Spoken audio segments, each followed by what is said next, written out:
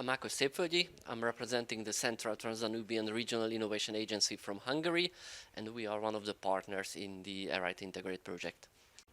The main objective is to accelerate the embeddedness of the research infrastructures in the local and regional economies, because in 2015 we have found that there are a lot of excellent research infrastructures in the Danube area, but they are not so well integrated into the local economy and local society. So that's why we decided to work together for 3 years to help these infrastructures and the research results to get integrated to the economy. And how did you do this? What methods did you use? What were the steps the project took? First, we analyzed what we have in our 8 countries, and then we developed 3 main tools for accelerating the process. The first one was for public procurement of innovative solutions. The second one was the development of the science parks, and the third one was the awareness raising of youth.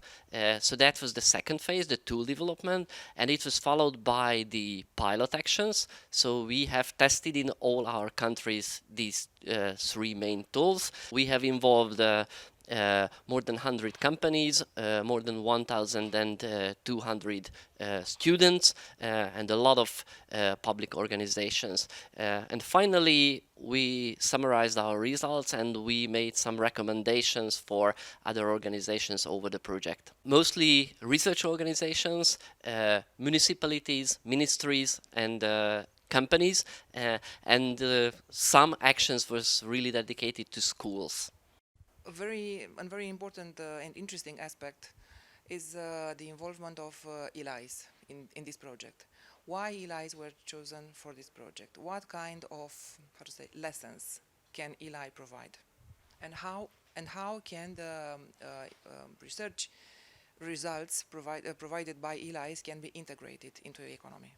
ELIs in Romania, Hungary and Czech Republic are really said to be an excellent infrastructure, not only in the Danube region but all over Europe, and they are quite new. So they are just started their operation during our project lifetime, and did the first steps. So the main challenge was not to integrate their research results, but their other activities, like to integrate them into the supply chains, so to find the right suppliers for them, to find the right connection with the schools, with the municipalities, with the companies.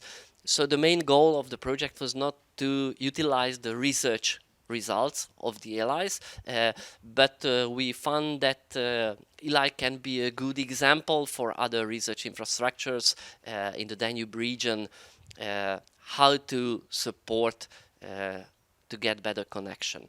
One aspect the project was looking at was the involvement of youth, and it's very obvious why. How did you do this? How did the project did that? So we found that it's really important to find the next generation for the research and for this research infrastructure, and that's why we decided to develop a tool and implement a pilot which is dedicated to the visitor centers. So in each research infrastructures, not only in ELIs, but other research infrastructures in the program area, we have developed a tool for supporting students to get known with research, with this kind of science topics, and we have organized visits for them. As I told, we have involved more than 1,200 students, so they had the opportunity to visit these facilities in 4 countries, and they got some impression on science. So that's how we wanted to help them for their future career. Primary school students, high school students, and university students. So from 10 to 20.